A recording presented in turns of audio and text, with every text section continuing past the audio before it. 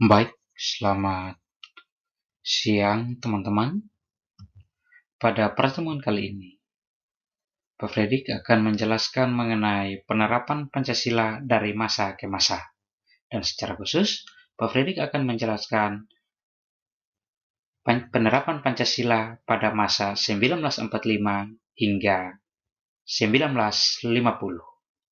Pada masa ini, tentu dalam penerapan Pancasila masih mendapatkan tantangan dari beberapa kelompok. Mari kita perhatikan satu persatu.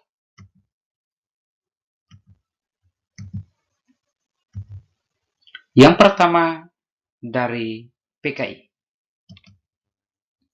PKI yang diketuai oleh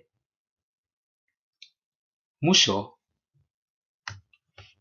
bersama teman-temannya melakukan pemberontakan kurang lebih pada 1948 yang bertujuan untuk merebut kekuasaan RI dan mengganti dasar negara. Namun teman-teman, Tentara Nasional Indonesia dan rakyat Indonesia berhasil menggagalkan pemberontakan PKI, sehingga dalam pengepungan Tentara Nasional Indonesia di Jawa Timur, akhirnya Musso pun tewas ditembak mati. Sehingga pemberontakan PKI pun berhasil digagalkan pada saat itu. Selanjutnya, kelompok yang kedua. Ada DI garing TI. Darul Islam garing Tentara Islam Indonesia, yang mana pada kelompok ini berniat untuk mendirikan negara dengan dasar Islam. Namun teman-teman, pemberontakan DI garing TI ini berhasil ditumpas oleh tentara yang didukung oleh rakyat Indonesia. Sang pemimpin DI garing TI ini yakni Kartosuwiryo, yang mana Kartosuwiryo bersama rekan-rekannya sempat memproklamasikan berdirinya negara Islam Indonesia. Namun teman-teman, perlu ketahui bahwa dukungan masyarakat Indonesia kepada Tentara Nasional Indonesia akhirnya berhasil menggagalkan niat Kartosuwiryo bersama rekan-rekannya atau bersama kelompok-kelompoknya. Selanjutnya, kelompok yang ketiga. APRA, Angkatan Perang Ratu Adil. APRA diketuai oleh Raymond Westerling atau pendirinya Raymond Westerling, yang mana APRA atau Angkatan Perang Ratu Adil ini bertujuan untuk mempertahankan bentuk negara bagian Pasundan dan pertahankan tentaranya sendiri. Namun teman-teman, gerakan APRA atau pemberontakan APRA akhirnya digagalkan oleh Tentara APRIS, Angkatan Perang Republik Indonesia Serikat.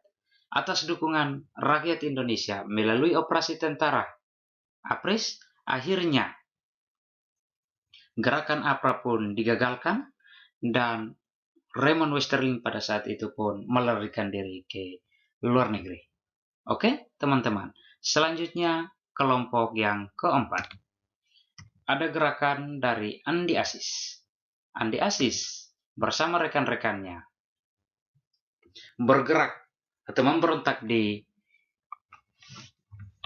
Indonesia bagian timur, yang mana memberikan tuntutan bahwa hanya pasukan APRIS bekas NIL saja yang bertanggung jawab atas daerah Indonesia Timur, dan NIT atau Negara Indonesia Bagian Timur tetap berdiri. Namun teman-teman, dalam gerakan Andi Aziz, akhirnya pemerintah mengirimkan ultimatum yang kurang lebih 2 kali 24 jam kepada Andi Aziz agar Andi Aziz segera melaporkan diri ke Jakarta. Namun, Andi Aziz tidak mengendahkan ultimatum tersebut, sehingga pemerintah Indonesia mengirimkan ekspedisi militer ke wilayah Indonesia Timur untuk menuntaskan atau untuk menggagalkan niat Andi Aziz bersama rekan-rekannya. Sehingga pasukan ekspedisi yang berhasil mendarat pun akhirnya Andi Aziz menyerahkan diri. Selanjutnya, kelompok yang kelima. Dalam kelompok yang kelima, yakni kelompok dari RMS, Republik Maluku Selatan.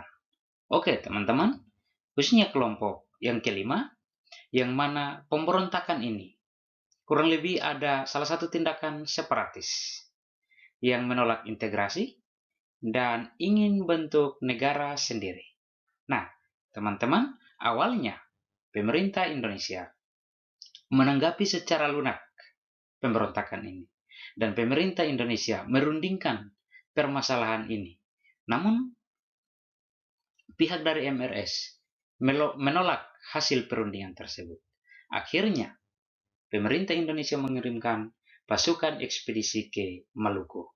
Dan atas berkat dukungan rakyat Indonesia kepada pasukan ekspedisi, dan akhirnya pasukan ekspedisi berhasil memadamkan permasalahan atau pemberontakan yang terjadi di Maluku. Sehingga RMS pun menyatakan bergabung dengan negara Indonesia. Dan hal ini terbukti bahwa Maluku sudah 2 provinsi dari 34 provinsi di negara Republik Indonesia. Oke, teman-teman. Sekian penjelasan terkait dengan kelima kelompok ini, namun lebih detailnya teman-teman pelajari pada referensi berikut. Pelajari pada buku yang ditulis oleh Yuyus Kardiman dan teman-temannya yang diterbitkan di Erlangga kurang lebih pada tahun 2018. Sekian dan terima kasih. Jika adik-adik belum memahami penjelasan ini atau materi mengenai penerapan Pancasila dari masa ke masa secara khusus pada masa 1945, silahkan mengkonfirmasi melalui pertanyaan di kelas Edmodo yang Pak Freddy gunakan. Sekian dan terima kasih. Tuhan Yesus berkati.